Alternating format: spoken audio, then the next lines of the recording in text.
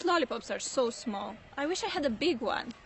Let's make one! In this video, I'm gonna show you how to make the biggest lollipop in the world. I'll show you 2 different recipes which are both easy to make and super yummy to taste.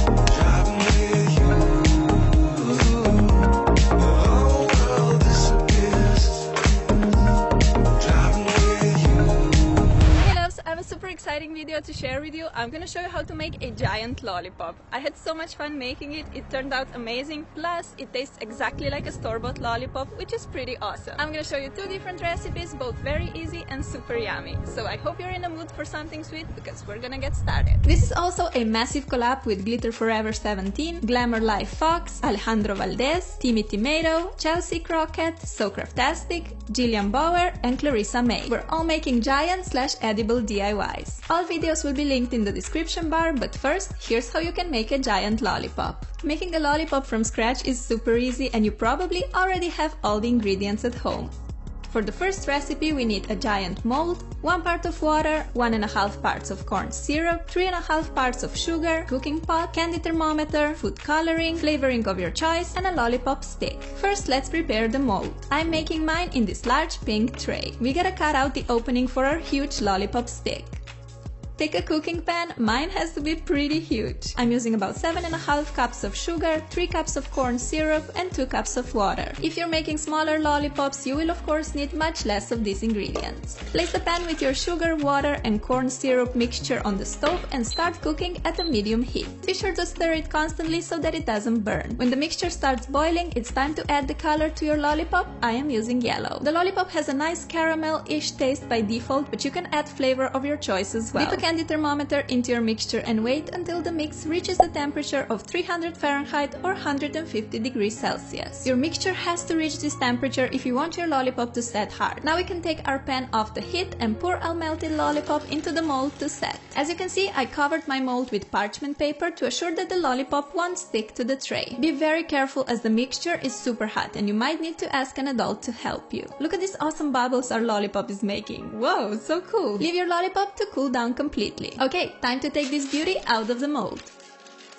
Remove the parchment paper and look at this masterpiece. I decided to take my lollipop to the next level and add a pair of eyes and mouth to it. So let's quickly make a blue lollipop mixture to pour in. In the bowl, I'm putting 3.5 parts of sugar, 1.5 parts of corn syrup, and 1 part of water. Bring that to a boil while constantly stirring. I added a bit of blue food coloring. Keep stirring until the mixture reaches the hard crack stage at 300 degrees Fahrenheit. Now I can pour the blue lollipop mix into the eye and mouth molds. I made these little molds from cardboard and parchment paper. I think giving a face to our lollipop made it so much more special. Once this is completely set, you can remove the molds and look at this perfection. I mean, come on, isn't it crazy beautiful? I'm so pleased with how the lollipop turned out. And honestly, I was pretty surprised to find out that it tastes exactly like store-bought lollipops. You can of course make yours using any color you like. I chose yellow for mine because I wanted it to look like emoji. I had so much fun with this DIY and I couldn't be happier with the result. Me and Mr. Lollipop, we've really bonded. Yeah, we are BFFs, as you can tell.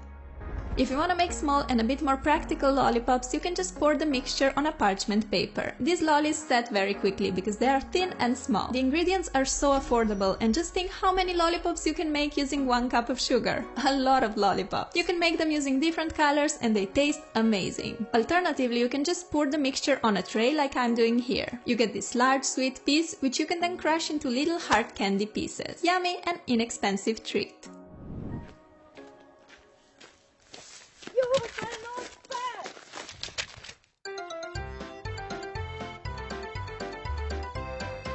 Oh no! Since in some countries corn syrup is a bit hard to get hold of, I'm gonna show you how you can make a lollipop without it. I'll make a big, yummy, hard lollipop. You'll need a cooking pan, a silicone mold of your choice, 1 part of water, 2 parts of sugar, food coloring, and a lollipop stick. Yeah, only 3 ingredients. How cool is that? Let's prepare our mold first. Using a knife, make a cross cut in the mold edge like this. Take any kind of stick, I just decided to use wooden cooking spoon and put it through the opening. Grab some oil or non-stick cooking spray and spray a few times into the mold to make sure your lollipop won't stick. Now let's put together our 3-ingredient lollipop. Put 2 parts of sugar and 1 part of water into a cooking pan. Just make sure that the amount of sugar is double the amount of water. Give it a quick stir and put the pan over the stove. Cook on low to medium heat while constantly stirring. When the mixture starts boiling, you can put in a bit of food coloring. This time I went for the beautiful teal color. Keep boiling and stirring until the melted sugar reaches 300 degrees Fahrenheit. Time for the fun part. We can now pour our lolly mixture into the mold and wait for it to cool completely. I think it's so fascinating to watch the mixture cooling down. These bubbles are completely mesmerizing. Once your lollipop is set, you can take it out of the mold and you're finished. How flippin' adorable! And to think that we only needed water, sugar and food coloring to make this? Crazy! Making my own lollipops was seriously so much fun. When I first started thinking of making a giant lollipop, I thought it would be so tricky and complicated. It's the same in life. Going into the unknown to try new things may be scary and intimidating. But sometimes you just have to jump and have faith that great things will happen. Don't think about everything that could go wrong. Focus on the positive instead and fight the obstacles when they arrive. Gosh, these are some pretty deep thoughts for a lollipop tutorial. Like this giant lollipop tutorial. Give it some love for more DIY videos and tell me in the comments which lollipop flavor is your favorite.